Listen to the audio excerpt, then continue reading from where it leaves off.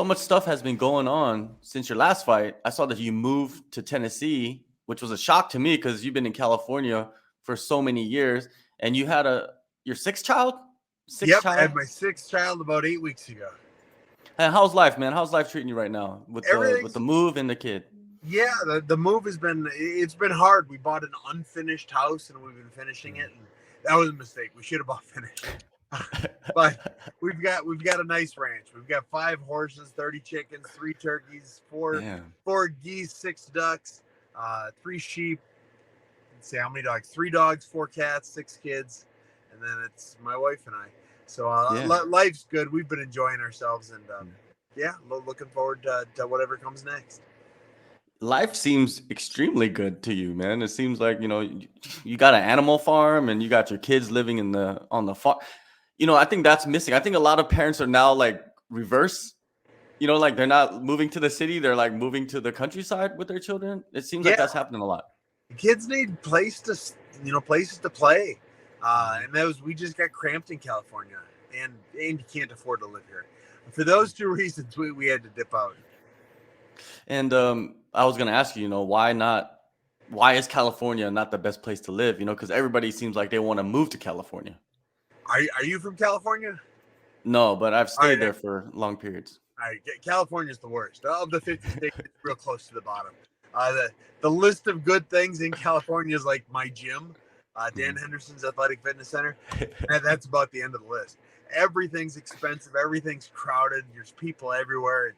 It's hot. I mean, like miserably hot most of the time. We even have the cold ocean. The United States got the 2 coasts, and we got the cold side over here. So there's not much good in California. It looked wonderful in my rearview mirror. But other than that, I like to call Tennessee real America. We've been living in real America now. All right. So, you're living in Tennessee. You're training out in California. How do you split your time? How do you split your time between Tennessee and California? Yeah, so I found a gym out in Tennessee, very good jiu-jitsu school, Guardian MMA. It's in Murfreesboro, Tennessee, right where I live. It's about 20 minutes from my house.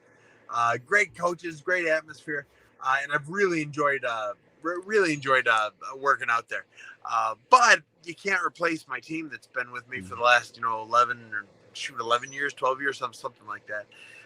So I did the first half-ish of camp out there, just getting into shape, getting into sparring shape, and then I came out here to Tennessee or to California, and working with Dan Henderson and Gustavo and Joe Daddy Stevenson and Tarek Safadine, and I mean the list goes on of the people that have been able to beat me up. What's up with Tarek Safadine, man? I love Tariq, man. I ran into him out here in Thailand for a couple of weeks. One of the nicest guys in the world. He hasn't fought in a while. What's his story? Do you know anything? I think he's retired from fighting. I tease him about it every now and then. I think he's still, maybe someday he'll get another one in. But no, he runs a little side business, something to do with advertising from his home. But then he's the head Muay Thai coach of Dan Henderson's gym. Dan's got a big gym, and his classes are just packed. I mean, it's Dan has done such a good job of staffing the facility with just the greatest fighters that have been, and he's one of them. Yeah, no one better, man, to teach kickboxing, Muay Thai, whatever, any kind of striking, Tarek Safadine. The dude's a black belt and a better wrestler than Koscheck. I love it. Now, August 6th, man, you're back in action. You're taking on Michal. I don't want to put your last name. And, when you look at this matchup, man, I look at it and I see him as a striker. He's very aggressive. He doesn't really wrestle too much, which makes it an enjoyable matchup for you. Do you agree? Yeah, it is a fun fight. He's got that pressure. He's real good at keeping you at arm's length, and his movement is real good. His plan is likely to get me pushed up against the fence at just arm's reach, and just keep trying to touch me. And it's my goal not to let that happen. Yeah, it seemed like in a lot of your fights, the guy wouldn't even come in arm's length where you can throw and connect, right? But he'll get into that space and just start chucking them. And I think that was going to create some crazy exchanges in this fight. Yeah, I think this could be fight at night. I mean, pretty easily. It's two guys that want to hit each other. Both of us hit pretty hard. I hit a little harder. And who knows? Maybe I'll wrestle. It hasn't happened yet, but this could be the fight. It could be. You never know. And you know, you fought at middleweight, and you're fighting at light heavyweight here. Do you feel like you're the smaller guy? Middleweight again. Okay, middleweight. My bad. Do you think that, you know, since you've been up there, and who do you think has a size advantage at the end of the day? I think I'm going to be way bigger than him. This is his first fight at middleweight. I've been at middleweight most of my career has been middleweight. Yeah. And I'm a big middleweight. I've got about 30 pounds to lose between now and August 5th. I'll get it off. It's all good. But he was a very small 205er. I mean, 6 foot tall. He's got a short reach. He's like 73-inch reach. He's not a big dude. And he's coming down to middleweight, and I'm sure he's expecting to be huge and all that, but he's not going to be as big as me. Yeah. I like to call him, he's a European middleweight, which is really a welterweight. Yeah, it's like basketball. You know, NBA, I think they had something like that too as well, you know, back in the 90s. With this matchup, man, and with training, you mentioned some of the guys that you're training with. You know, outside of that, who else have you been working with? Have you had any new coaches come in or anything like that? Yeah, no new coaches, but Jeffrey Creighton, he's really stepped up and given me some good rounds. Javon, what's Javon's last name? I don't remember Javon's last name. Javon, Sean Strickland, he comes in and he wrestles and spars with me. We do that every week. And then my big jiu-jitsu guy is Diego Vasquez. He's a stud black belt and significantly bigger than me. So he gives me some good rounds too. Could we see, on top of the wrestling, also some jiu-jitsu in this fight coming up? Possibly? We'll see. I'm a brown belt with 2 stripes, and I'll probably be there for a while. I'm out there, and I'm very willing to show everything I've got. I can roll with the best in the world. I just I haven't really needed to yet. You mentioned the size advantage that you'll have, you know, and you mentioned 30 pounds. That, you know, like for somebody like me, I'm like 30 pounds. How do you even get that off of you in such a short period of time? Has it gotten more difficult as you got older, or is it easier now? It's never going to be easy. It's never been easy. So it's about the same as it's always been. It sucks. It's miserable, but I do like being the bigger opponent. When I was up at 205, I was middle of the road. I wasn't small, but I was far from big, and they kept putting me up against some big dudes. So I like having the size and reach. For sure. And, you know, taking all those factors, right? What do you see in this fight? What do you see? How do you see yourself getting back in the win column? I'm going to knock him out in 4 minutes and 43 seconds of the first round. It's just going to happen. I've got it timed out, planned out. It's going to happen. All right. Visualization, right? And then also I saw that this is your last fight on your contract. I'm pretty sure a lot of people thought the last fight was the last fight on your contract. What is your mentality heading into this fight? I'm fighting for a job. I understand that the UFC, I've been in a slump. Now, of my last 8 fights, I haven't won any of them. However, if you watch them, I've won at least 4 of them, maybe 5. It's ridiculous that the judging is allowed to do what it is, but I got to stop blaming the judges. I'm going to go in there. I'm going to have a great time. I'm going to fight for whatever future career I have in this sport, whether it's with the UFC or somewhere else. I hope it's with the UFC. I love this organization, and I'm looking forward to fighting with them for another 10 years. You know, when I describe Sam Alvey, I'll describe you as a prize fighter. Like, you will step in there and fight for the prize. But I saw that you mentioned that you would step away from fighting to go into WWE. Now, in a heartbeat. What character? Like, you have to have a character, right? Like, oh man, I would be Smiling Sam. I would just be Smiling Sam on steroids. I would be the same things everyone loves about me now. It would be that and bigger. You get me on that mic, and I will cut a promo a bit better than The Rock. That is what got me into fighting. I never watched fighting growing up. I watched WWE. I just loved it. And if ever I were to be given the shot to compete there, in a heartbeat, I would be there. So we would, if WWE signed you, you'd be like 365 Sam Alvey, Smiling Sam Alvey, 365. Oh yeah, Jack. Oh yeah, I would lift. I would do everything. So I mean, honestly, I'm small for the WWE. Those guys are all like 250 at the smallest. So I walk around 230. I'd have to get on juice. That's what I would have to do. Yeah. Yeah, definitely. And I would start lifting all day, every day. I would get big and thick and swole and happier. Your kids would be like, "Why is dad two dads?" You know what I mean? Like you'd be just twice the size. I'd be interested in it. You know what I mean? I'd love to see it. I'd love to see fighters go over anytime, to be honest with you.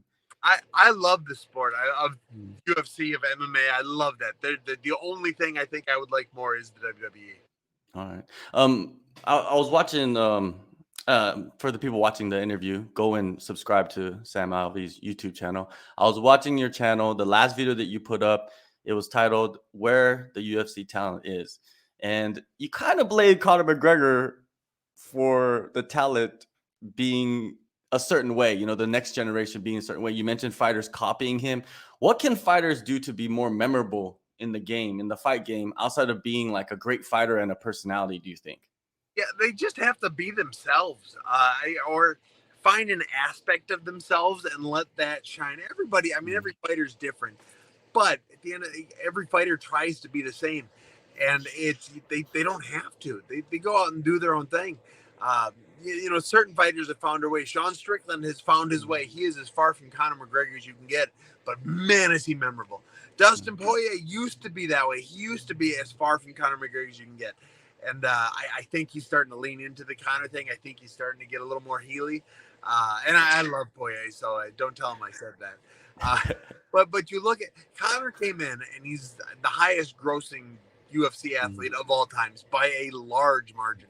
And he did it by winning fights, but by running his mouth. He won fights because he ran his mouth so well. And I think so many other fighters have seen that, and they're just trying to copy him. They're trying to be the next Conor McGregor instead of the next whoever they are. The other thing that you talked about in the video was growing the international market versus the American market. You know what I mean? Like most of the fighters signed to the UFC are from North America, and you make some great points about that. What about English speaking ability? Do you feel like that is one of the most important things for an international fighter to become a big star in this sport? To become a big star depends on what that is.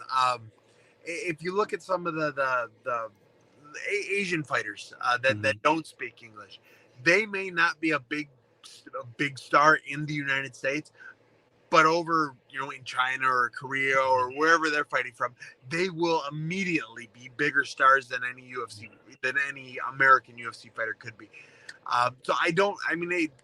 To be a big star in America, I do believe you need to speak English, but to be a big star in MMA, you don't. You just have to be a big thing wherever you're coming from, wherever you're representing. Yeah, I was talking to somebody about certain countries, right? And even though you don't live in that country, you could be a star in that country because your family's from that country. And someone brought up Nigeria. Nigeria has 220 million people. Imagine like you're a Nigerian fighter like Usman or Adesanya, and you have 200 million followers just from Nigeria. You know what I mean? Yeah. It kind of proves your point about. Oh, I didn't think there were that many people there. Wow, that's huge. Yeah, huge. Yeah, but yeah, absolutely. And if you look at Usman, I think everyone calls him Marty, or everyone that's fighting him Marty. I know he's not. Is he from the States or is he from Nigeria? Does he just have heritage in Nigeria? I believe so. I believe so that he's from there. He was born there and he grew up here. So that's why, you know. You look at that, I'm sure, he is leaning into that heavy because that is a huge market. If you look at a lot of the Spanish or Mexican Americans in there, they lean heavy into their Latino heritage.